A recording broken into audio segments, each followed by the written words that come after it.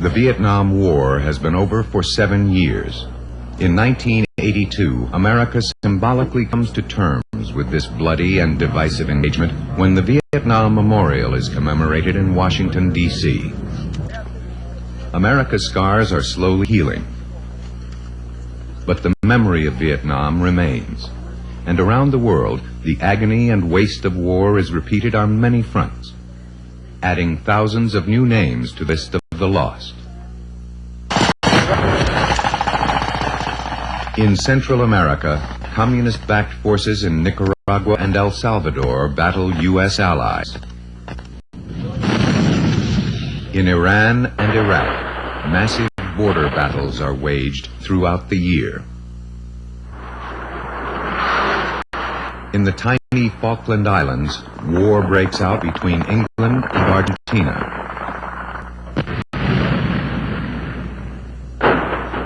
And in Lebanon, 3 decades of hatred between Israelis and Palestinians again erupt into a fiery showdown for territory and security.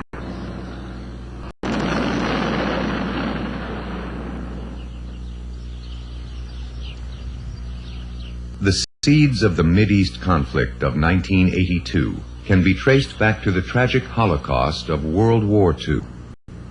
The death of 6 million Jews at the hands of the Nazis motivated the victorious European powers to help Jewish survivors establish a new nation in their ancient homeland. Many nations were in favor of the new country, but the long-established Palestinian population and its Arab neighbors vehemently opposed the Jewish occupation of Palestine. In 1948, the State of Israel was born and was immediately attacked by the Arab states of Syria, Jordan, and Egypt. Thousands of Palestinians fled into exile in neighboring Muslim nations, preferring to continue to wage war against Israel. And the Palestine Liberation Organization, a militant force committed to regaining its homeland, was born. In 1970, tensions escalate when Jordan expels the strong PLO from its borders. Thousands of PLO soldiers settle in camps in southern Lebanon, camps dedicated to training future Palestinian guerrillas.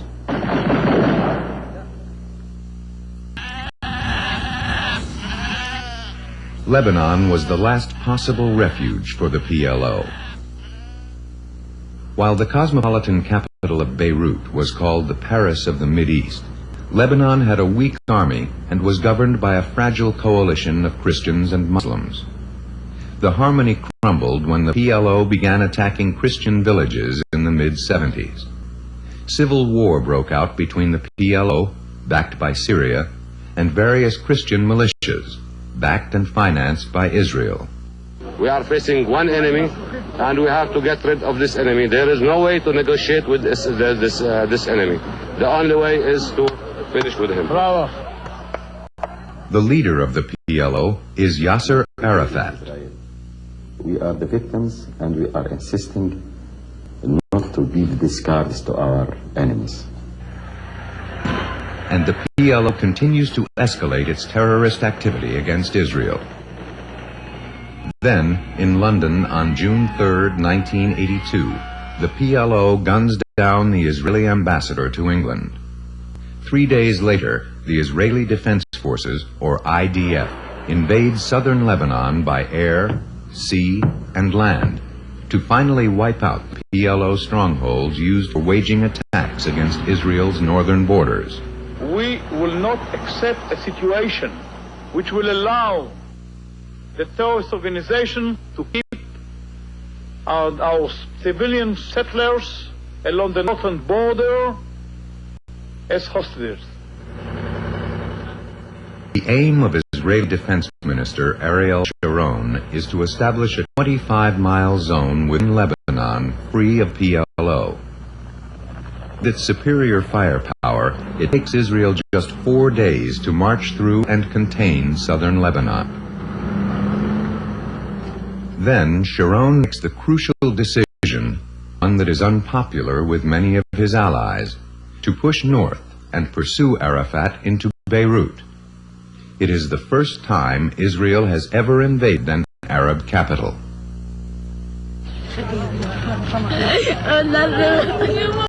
But Israel's blow at the PLO leaves over 200,000 civilians homeless or injured.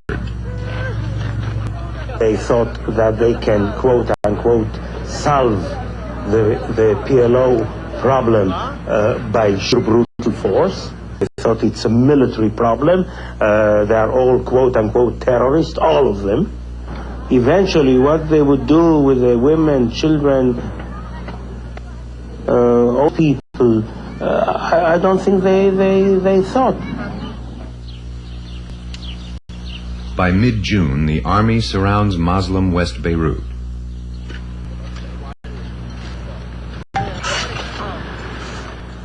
Inside, the PLO political leadership and 6,000 soldiers are trapped. I think Sharon is preparing for something new. Well, tell him I'm waiting for him with this small and beautiful baby. And the heavily armed but outnumbered PLO lays in for the siege.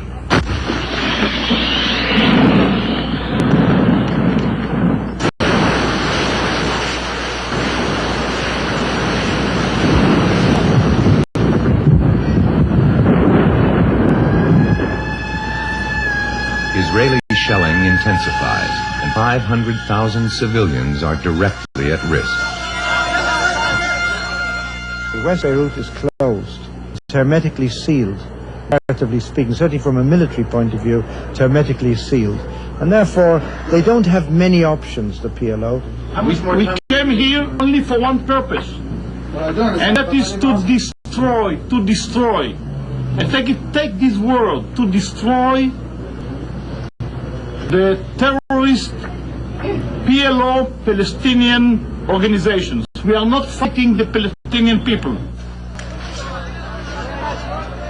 With nearly 35,000 people already dead in Lebanon, Ambassador Philip Habib is sent by President Ronald Reagan to negotiate an end to the bloodshed.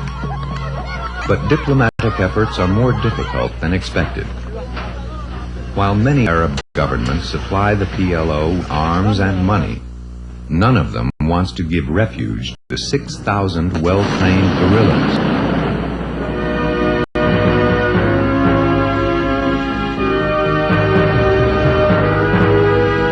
In Britain, a surprise war forces Prime Minister Margaret Thatcher to live up to her reputation. The Russians said that I was Iron Lady.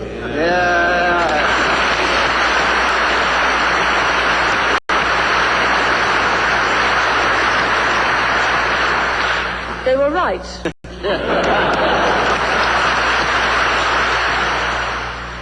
Thatcher faces the biggest political challenge of her career when Argentina's president, General Leopoldo Galtieri, orders the invasion of the tiny Falkland Islands in the South Atlantic. The barren and rocky Falklands, once owned by Argentina at the beginning of the last century, have been under British control since 1833.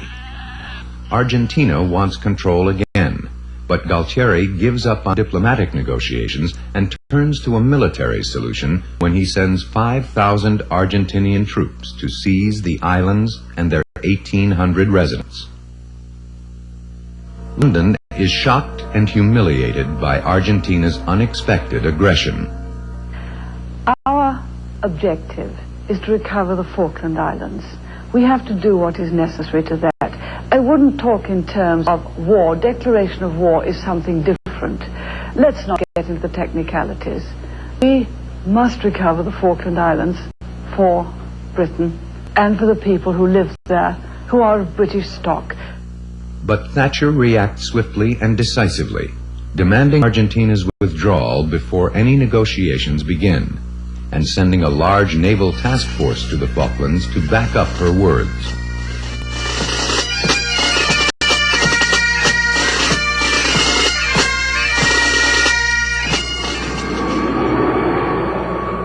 With 8,000 men now on the Falklands, the British launch a concerted offensive in their quest to gain control of the capital of Port Stanley, where 7,000 Argentinian soldiers hold the city. First, they seize the towns of Goose Green and Darwin. You had one big battle already at Goose Green. You learned any lessons from that? Learned a lot of lessons. What sort of things? Well, fighting through. Just keep on going. There's no turning back. It's just straight through.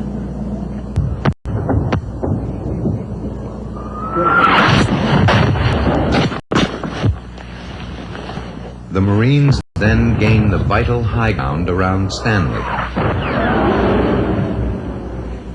The tumble-down feature was to be approached by the Scots Guards using Goose Ridge here. And then they were to take that and gone firm on that. The Gurkhas were supposed to go from Tumbledown, having passed through the Scots Guards, and then into Mount William. It was obviously a rather nasty battle. 3 weeks after the land battles begin, the cornered Argentinian soldiers finally surrender. Gentlemen, I have just heard that the white flag is flying over Stanley. Ready?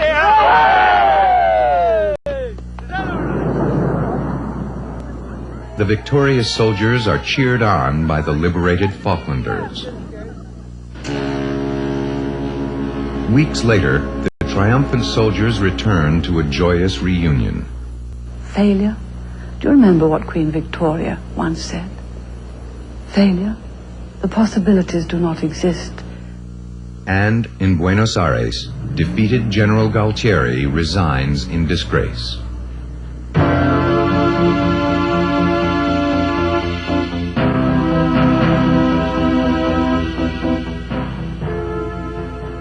In Washington, another kind of battle is being waged against the faltering economy, and Reagan's promised economic recovery is on shaky ground. During the presidential campaign, your presidential campaign, you asked an extremely effective question of the American people. And it went like this: are you better off today than you were 4 years ago? So it seems only fair to ask this question at this time. With high unemployment, high interest rates, an increasing number of business failures, and a generally bleak economy, are Americans really better off today than they were when you became president? Yes, unemployment has increased because of the recession. But I would remind you that we had almost as much. We had in the neighborhood of 8 million unemployed back then, before we came here. We had interest rates at 21.5%. Well, they're 16. That's still too high. And it is those high interest rates that are delaying our coming out of this recession. President Reagan has to grapple with one of the worst economic messes in decades, and many people blame his conservative fiscal policies and the sweeping tax reductions passed in 1981. When Mr. Reagan came to town, he came announcing that he had a theory that was new and unconventional that would solve all of our problems. It's now called Reaganomics. He won every bit of what he wanted, and within a week or two, this economy started straight downhill. Many Republicans are very sensible people, and how could they be pleased with an economic policy which has produced the worst unemployment, the worst wave of bankruptcies, the worst transfer of income from average people to the very wealthy since Depression days? But Reagan blames his predecessors for the deepening deficit and poor economic conditions. Our current economic troubles are the direct result of the mistakes of the past. Mistakes that we're working to correct. We've begun to rescue this economy, and the first evidence of recovery has been cited, but it's only a beginning. The reason for the deficits being as high as they are is dual.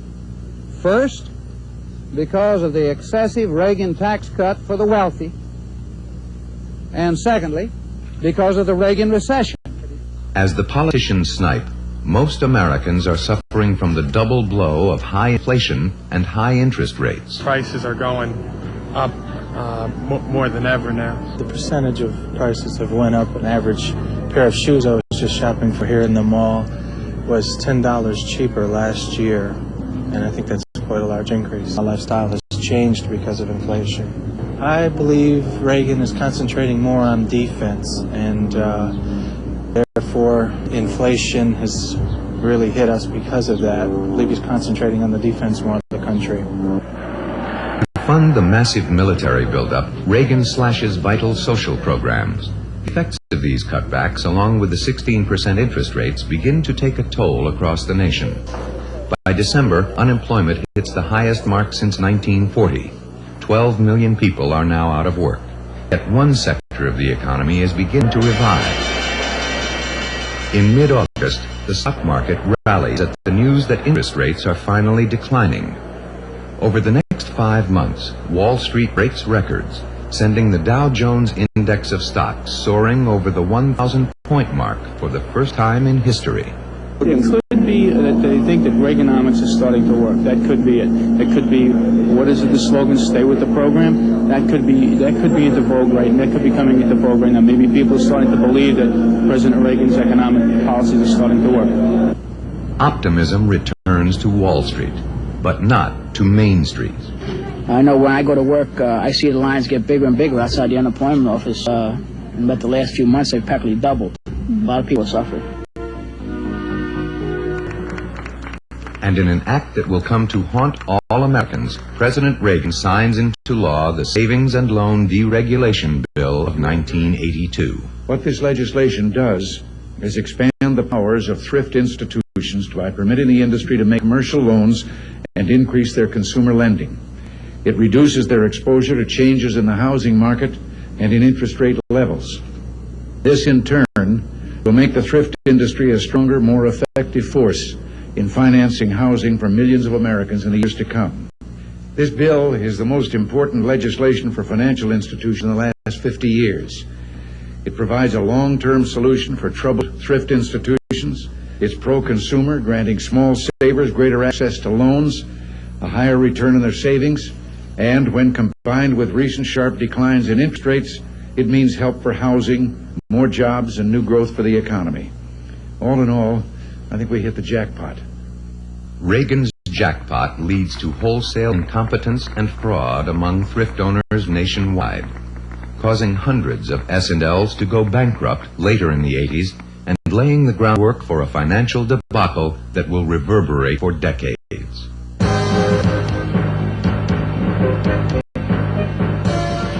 Many of 1982's box office hits reflect the political uncertainty of the year.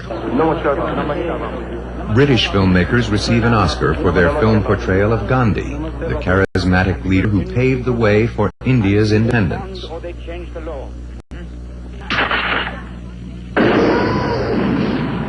Sylvester Stallone explodes onto the screen, and with this first in a series of films, the word Rambo enters English language. Would you like to get a drink?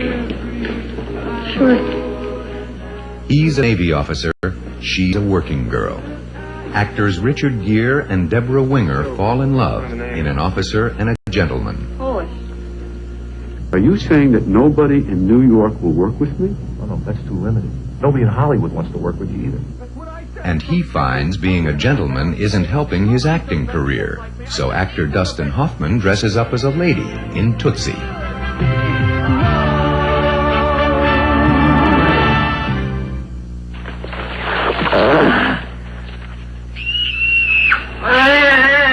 The most popular film of the year was E.T. Director Steven Spielberg's extraterrestrial character won the heart of a little boy and the hearts of millions of moviegoers worldwide.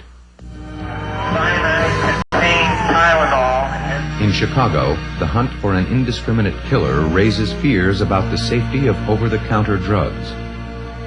7 innocent people in an Illinois suburb die before the cause is determined. Tylenol capsules that were taken from the victim's apartment are positive, and that cyanide was found in these capsules. I believe that name Tylenol is dead for all intents and purposes. I mean, I'm sure it'll be around. They're not going to take the name off the market, but I would think within a year it's going to be very tough to find any product with the name Tylenol on it, unfortunately. But Johnson & Johnson responds swiftly to save lives and its good name. Within 24 hours, all Tylenol products are pulled from the shelves. Tylenol has had the trust of the medical profession and 100 million Americans for over 20 years. We value that trust too much to let any individual tamper with it. We want you to continue to trust Tylenol. Then, a letter demanding $1 million from Tylenol to stop the killings leads to the arrest of James Lewis, later convicted of extortion, but not of the Tylenol deaths. By the end of the year, Tylenol is reintroduced with new tamper-resistant packaging, soon to become a mandatory industry-wide standard.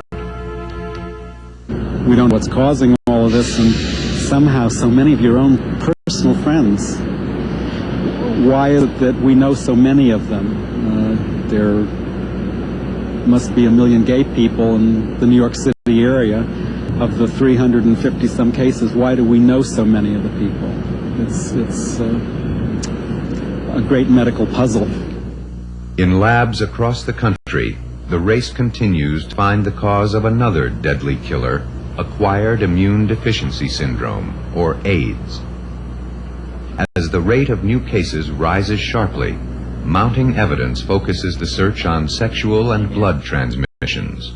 Certainly not an airborne disease, not something that spreads in the subway or the buses. It is spread, if it is contagious, which we don't know really, but if it is contagious agent, then it is transmitted by very, very close personal contact. Hi, Bill. Hi, this is Roger McFarland from the Gay Men's Health Crisis. Hardest hit is the gay community, which begins to take responsibility among its members to prevent the spread of the disease. We have to get the information around. We're putting out a leaflet that says, guys, until we know better, cool it. Give up your drugs. Lay off the number of people you're having sex with until we know better. The quest for a healthy body reaches new heights in 1982 with a fitness craze that consumes the nation.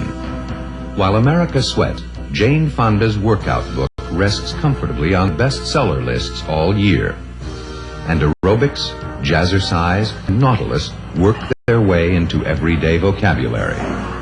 Working out is not just good for you, it's chic and expensive. The beautiful people spend billions of dollars to achieve that beautiful body. Threats of violence simmer in Central America throughout 1982, dragging the U.S. further into the turmoil.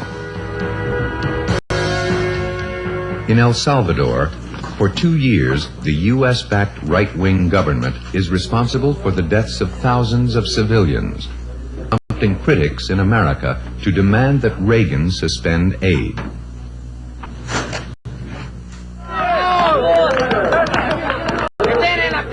Yet the president insists that El Salvador is headed in the right direction, pointing to the successes in U.S. military training and free national elections. But the elections are held under clouds of suspicion and violence. The left-wing opposition refuses to put candidates on the ballot for fear of their lives. On election day, left-wing rebels terrorize voting stations. Chaos reigns, and the validity of the elections is in serious doubt.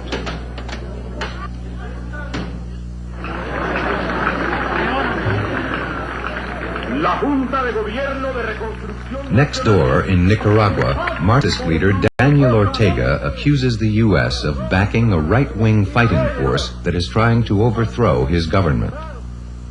As rebel attacks reveal military sophistication, Ortega's accusations gain credence.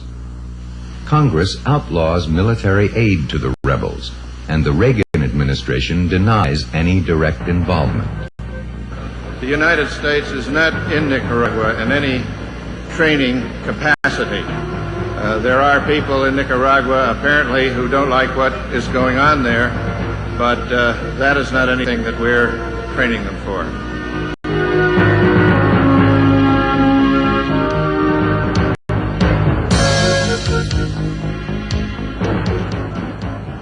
Back in America, Reagan is rebuilding America's nuclear arsenal, but a movement to rid the world of its most deadly weapons is growing. Across the U.S. and across the Atlantic, massive rallies make the No Nukes activists a political force to be reckoned with. In 1982, 37 years after the first atomic bomb was dropped on Hiroshima, President Reagan's plan to update and escalate NATO's already huge nuclear stockpile ignites fear and outrage worldwide. In New York Central Park, hundreds of thousands join entertainers and public figures in voicing their concerns. We are here today because we believe that human survival and prosperity requires a nuclear arms freeze.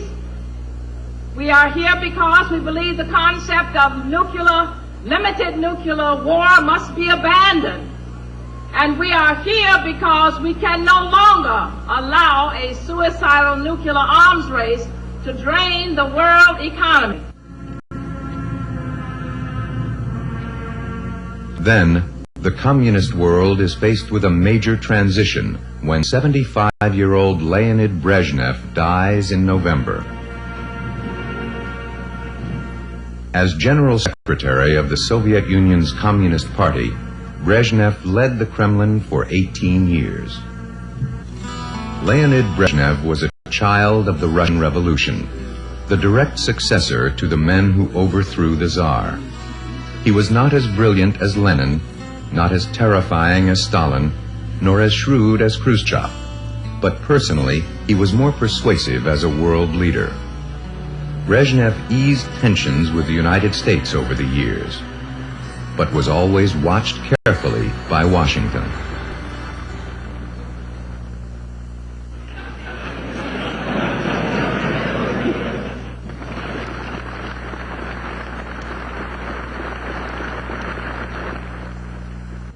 We'll always have Paris.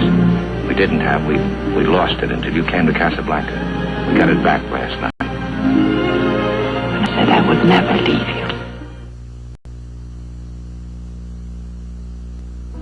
We're working the day watch out of Homicide Division. My partner's Frank Smith. The boss is Captain Warman. My name's Friday.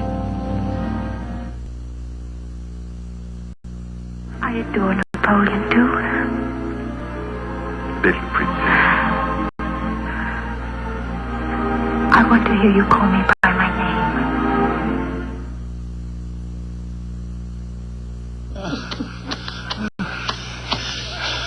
Yeah, so listen, the loons, they come around to say goodbye.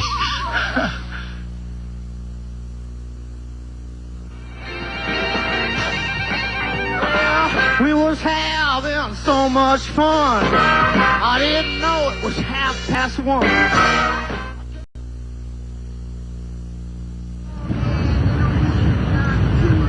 In the chill of November in Washington, Americans finally joined together to pay homage to the men and women who lost their lives in the Vietnam War, and to show the first public recognition to the veterans who were so poorly served by their country when they returned from combat.